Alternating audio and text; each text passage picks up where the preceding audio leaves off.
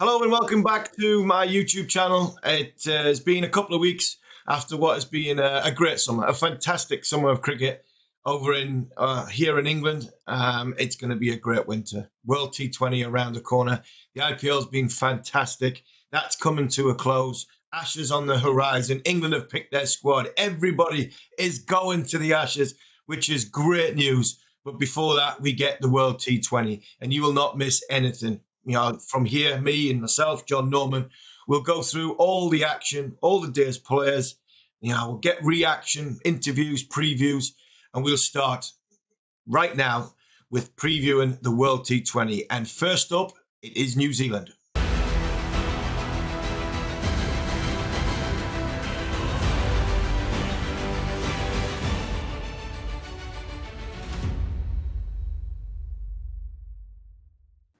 Well, John, we're back together. Here we go again. New Zealand, first team up in the World T20. How do you see the team, first of all?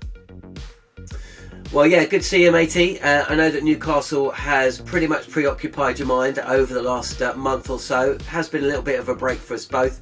We will be covering the IPL properly when it resumes in 2022. But for now, it's all about the World T20 here on Ballfast Talk Straight. Look, I think New Zealand are a fascinating side. I think there are a lot of fascinating teams in the competition, but maybe New Zealand one of the most. I think most people are tipping them to struggle. They're coming up against three teams that are very familiar with the conditions in Afghanistan, India and Pakistan. I don't think there's too many people that are going to tip New Zealand to top the group. For me, the team looks short of match time in terms of the spinners and also experience. Mitchell Santner and Ish Sodhi haven't played a lot of T20. Santner hasn't played any cricket since the World Test Championship. Sodhi has been playing in the Blast for Worcestershire with decent results as well. I think he's a really undervalued bowler, actually. But I think that their middle order looks a little bit light. There's still a little bit of inexperience. I think Seifert and Phillips are going to become quality T20 players. This may well be the tournament that sees them reach that level. But they just seem to be shorn of just a little bit of stardust, a little bit of solidity in the middle, and some really out-and-out good spins. So I think the expectations are that if they qualify from the group, that would be seen as a success. But when you consider they made the final of the the 50 over World Cup not that long ago, beating India en route and pipping Pakistan, and of course, they are the best Test team in the world. It's a confident team. So as always, with my New Zealand allegiance, with my wife coming from that part of the world and having family there, I'm more than interested to see how well they go. I think the key fixture is going to be the first fixture. If they can beat Pakistan, get off to a good start, they'll fancy picking up points against whoever qualifies, and then that last game against Afghanistan. But I still think it's a little bit of a push to see them qualifying from the group. Yeah, I agree. I said on the Cricket Collective, and stupidly, because I got asked by Neil Manthorpe, who is your top four, and I said England, India, New Zealand and Pakistan, and three of them are in the same group. So what do I know when it comes to that front? But I do fancy Pakistan. I really do, because they're playing cricket. A lot of their players are playing cricket. And you mentioned the first game, 26th of October. It's a day and night game in Sharjah. Probably going to suit Pakistan a hell of a lot more than it is India. And I'm with you. I think that middle order of New Zealand, there's a lot riding on Kane Williamson. Is Bolt, Southey, Harmison, is Southey going to play? Bolt going to be Lockie Ferguson? Are they going to be effective on the pitches that don't go through as much? The one thing about New Zealand players, they've got a lot of experience, especially in the bowling department when it comes to playing in that environment, because a lot of players play in the IPL. Gail Jimson's played RCB, Bolt's been a multiple winner with Mumbai. Southey's been out there for a bit, so they've got IPL experience of playing on that sort of surface, them sort of surfaces. But I've listened to a couple of Pakistan players, this last few days, and they're not as eager for the India game, but they're eager for the New Zealand game because they score to settle. New Zealand, Pakistan, the Pakistan players are the score to settle because they feel as though when they went home, it wasn't great. So they'll be right up and ready for New Zealand for when that fixture comes about on the 26th of October. So I'm with you. I think Pakistan might just qualify ahead of New Zealand in this tournament, but I think largely it comes down to the big player, and the big player is Kane Williamson. If he can get the volume of runs, then they've got a bowling attack that potentially could defend the total.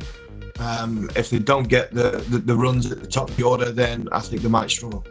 Okay, well look, we're going to be focusing on all of the sides, and we're going to be breaking them down into their separate sections. New Zealand and their greatest strengths. Well, when it comes to their greatest strengths, it's pretty obvious, isn't it, Harmy? It's Kane Williamson coming in at 3. It's Trent Boult with the swing, left arm. Just a brilliant operator. They've got experience, bags of it. And Tim Southey, he's actually in the top 10 in the list of T20 bowlers. And I know there was a lot of criticism about the decision to pick him rather than Adam Milne. New Zealand also foregoing Colin Munro's services at the top of the order, and Ross Taylor as well. When you consider how proficient he is against spin, maybe that was a little bit of a surprise, perhaps the biggest surprise of them all. But I suppose, going back to the point you made, if New Zealand are going to succeed, they're going to have to look to their captain. They're going to have to look to their star men, and they do have some star men: Boult, Southey, and of course Williamson. But in and amongst that, I suppose what we're expecting to see, if you want New Zealand to qualify, is a continuation of their more than impressive baptism within international cricket. And by that I mean Devon Conway, expected to come in at 4. I think he's got an average of 60 in T20 cricket so far.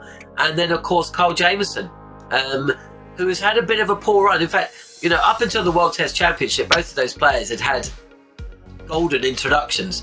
Devon Conway, then broke his finger, missed a couple of months of cricket. And Kyle Jamieson, he's taken 1 wicket in 8 T20s for Surrey and RCB. Only played a couple of games in the IPL. So I think if New Zealand are to fire, they're going to need one of either Phillips or Seifert to fire in terms of the explosive nature of their batting. And they're going to need Jamieson and Conway to almost pick up where they left off in June when they won the World Test Championship. One other area where they're traditionally very strong is the fielding. If you look at slip catching in Test cricket, they're top of the list. We know that they put a huge amount of kudos, a huge amount of importance on their fielding. Coming up against a side like Pakistan, who we saw during the summer, dropped a shed load of chances. That could prove to be the difference between the two sides as well. If there's one man that I will put forward as absolutely key to New Zealand's chances, pretty much over everybody else's, I'm going to say somebody that we haven't mentioned and might be a bit of a surprise, but he's one of my favourite players actually, probably because he's got his frailties and he's failed, but when he fires, he is one of the best in the world. Possibly a couple of years past his best now. But look, that innings against West Indies at in Wellington, I think it was, in the 2015 World Cup, will go down as one of the most explosive innings in World Cup history. Martin Guptill at the top of the order, playing in what could well be one of his final ICC events. Obviously came so close to winning one for New Zealand, running back for that second run at Lords. If he can get his side off to a good start, more often than not, that New Zealand are going to be in a position where they can throw the ball to their bowlers and say, we've done our job, now it's over to you. And 9 times out of 10, you'd expect the bowlers to be able to protect whatever score, as long as it's a competitive one. So he's not going to be mentioned too much in dispatches, but for me, Martin Guptill is a player that if he fires, so will New Zealand. If he struggles, well, the same thing for the Black Caps. So in terms of weaknesses, Harmy, apart from the areas that we've already highlighted, I suppose it's just that these guys haven't played in these conditions. The UAE is very different from what they would have been playing in New Zealand. And they're coming up against 3 sides, plus whoever qualifies in India, Pakistan and Afghanistan, who are more than comfortable playing in the UAE. I mean, is that going to be too big a hurdle for this New Zealand side to get over to qualify for the knockout stages? Yeah, possibly. And there's a outside chance Bangladesh could be thrown into that group as well. So then you've got another subcontinent side who are comfortable playing not only bowl and spin, but actually playing spin as well. I think weaknesses, that middle order could be a problem issue. How they fit 5 bowlers in, and not other than possibly having to play Nisham as a seamer, but if you'd want your sort of fit 6 bowler probably to be a spin bowler, a slow bowler. Nisham's got the experience. They've got bags of experience. That's their strength. They've got togetherness is their strength. What we'll find throughout these previews over the next few days, we'll come to weaknesses and we'll say not playing enough cricket, not playing a lot of cricket, and some of their big boys have, which will stand them in good stead. But some of their slow bowlers and mainly their top order, their big hitting batsmen, if they don't hit the ground running right from ball 1 against Pakistan, then by the time they do get into some sort of ship or some sort of cohesions, they could be out of the tournament, because that game is so crucial, the first game. So I think the weaknesses that New Zealand have is goes around the sort of top order or their middle order, and how they fit 5 out-and-out bowlers into a working 11, because you'll probably want to have at least 2 spinners involved in that. So the make-up of their side could be their weakness, fortunately for New Zealand fans. Yeah, I mean, if you were to look at the batting order or the side in general, Martin Guptill hasn't played any cricket, I don't think, for 4 months. Tim Seifert has played a little bit of cricket in the CPL, not a lot since. Phillips has played a couple of games in the IPL, played in the CPL. He's been on tour since May. Kane Williamson, of course, has played for a losing Sunrisers Hyderabad side who lost their captain, brought Kane Williamson in. I'm not sure he's going to be part of the side.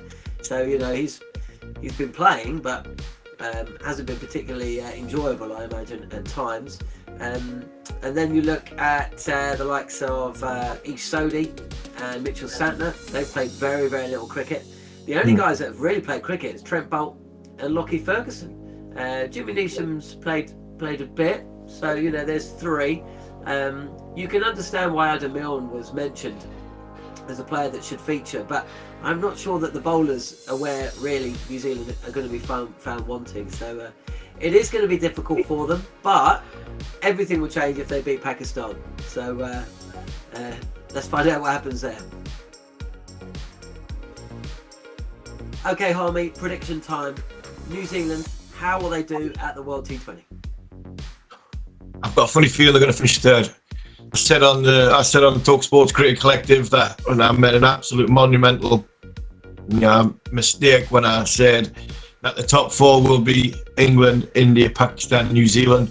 But for me, they're the 4 better teams in the tournament. Unfortunately, they're more in the same group, and I just think Pakistan, their knowledge on them surfaces, their togetherness of what's been happening in their country, that might just spur them on to get into that 2nd spot behind India. So unfortunately for New Zealand fans, I think you might just end up 3rd and out of the semi-final berth for me.